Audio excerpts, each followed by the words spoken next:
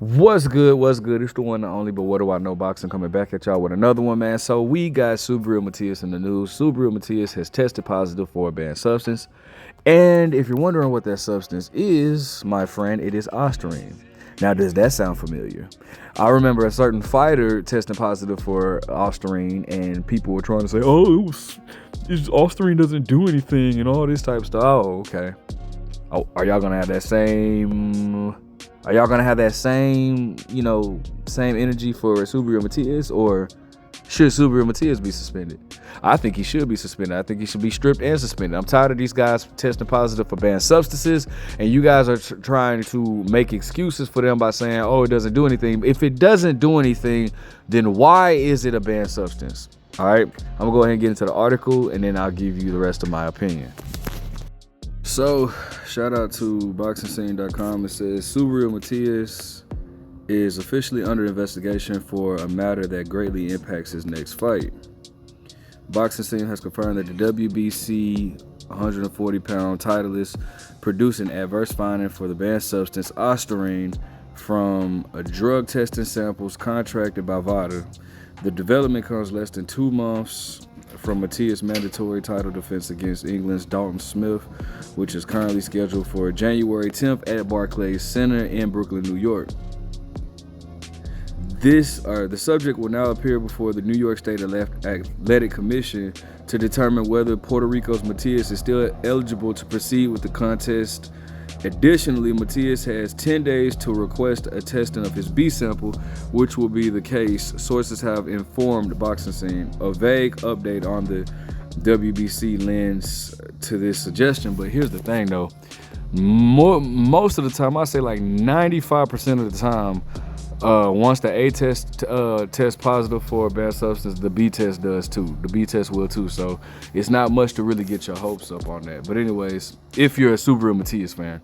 But anyways, it says the WBC has received confirmation from VADA about an adverse finding from a test performed by WBC 140-pound champion Subriel Matias. WBC President Mauricio Suleiman acknowledging a statement released through social media.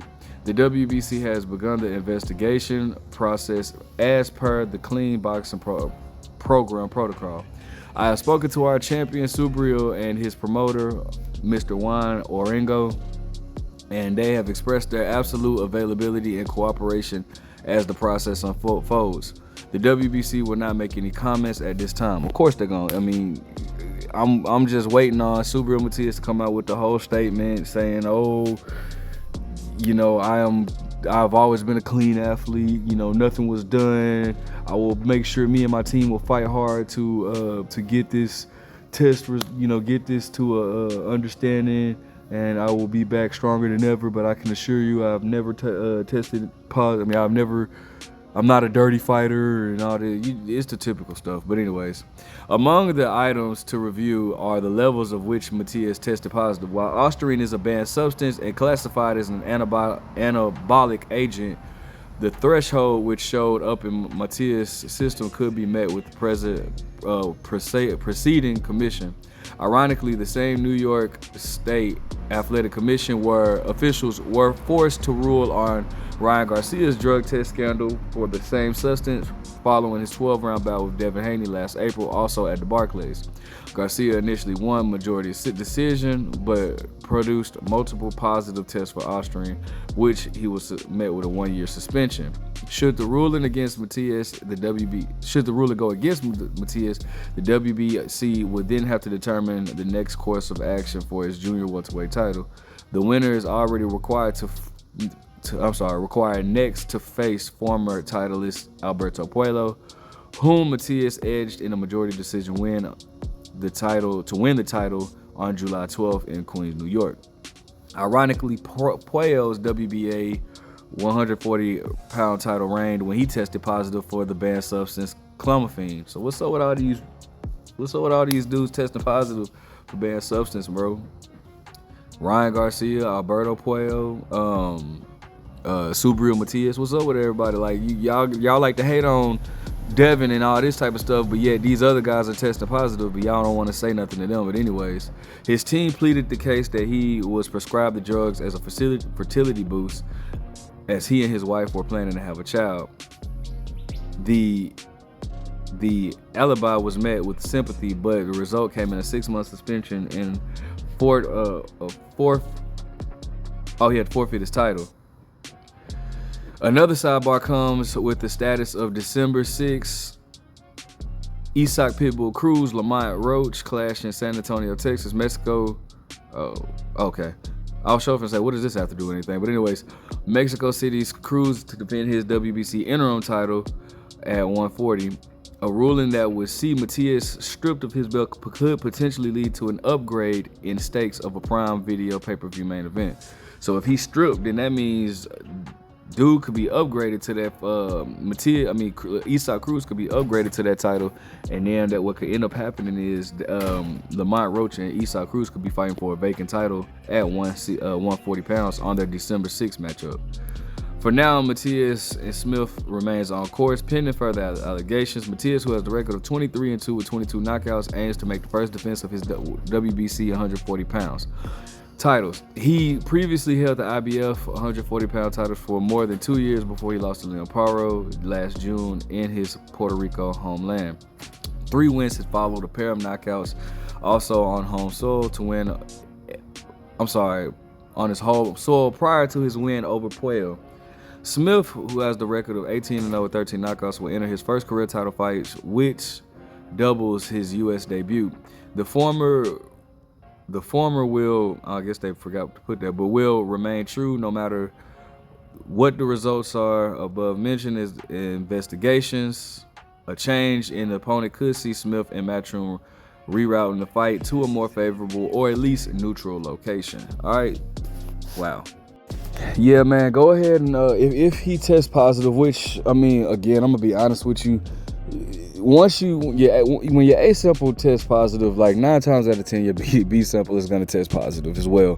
All right, so what should happen, in my opinion, bro? He should get stripped. These guys really need to, like, bro, it's a saying, bro, and I have a homeboy that's competed at a high level in boxing. He's fought the likes of Dave Morrell. He's been in there, you know, he also fought Caleb Plant in the amateurs as well. You know, he's been around, and I remember him telling me, bro, like, dog, a lot of these guys' favorite boxers are doing like illegal substances, like are basically cheating. A lot of your favorite fighters, he was like, a lot of these guys' favorite fighters are cheating, bro. And because they are like a part of the A side and they have the money behind them, you know, people don't, you know, they don't really get into it like that. They try to sweep it under the rug or whatnot. And bro, you gotta really thank Floyd Mayweather for this, bro. Floyd Mayweather, you know, was the one to implement the whole, you know, random drug and urine test, and I'm glad he did, because it's like, bro, you know, look how many people we done seen test positive since he's, you know, since this has been implemented or whatnot, you know. But I do think that, like, bro, somebody needs to be made an example out of, and suspended by somebody for 6 months is nothing, because these fighters they take that time to, you know, take off from the sport anyways. So, I mean, Subriel Matias, you know, I think he's no exception to this. I think he needs to be suspended. And, you know, if they go ahead and elevate Isak Cruz to a champion, so he can become a two-time world champion. And that'll get taken away by Lamont Roach, and then Lamont Roach can then, you know, start his career or campaign at 140. You know, I'm not mad at that at all, bro. I think it's a lot of fights I would love for Lamont Roach to get that title, and then they make a Lamont Roach versus Gary Antoine Russell unification. I would love that, bro. So go ahead and elevate that to Isak, bro. And let Lamont Roach take that off of his hands, so my boy Gary Antoine Russell can take it off of Lamont Roach's hand. That's how I see that going or whatnot. As far as everything else, bro, these fighters, bro, I mean, you know, like I said, bro, like y'all tried to say that Osterine wasn't nothing for Ryan Garcia. When Ryan Garcia tested positive, y'all were on here saying, oh, it's just Osterine doesn't do anything. Y'all gonna have that same energy for Subriel Matias? I'm just wondering. Or was that just because Ryan Garcia was fighting Devin Haney? See, all these dudes are cheaters, bro. I don't like it, bro, and I'm tired of this going on into the sport.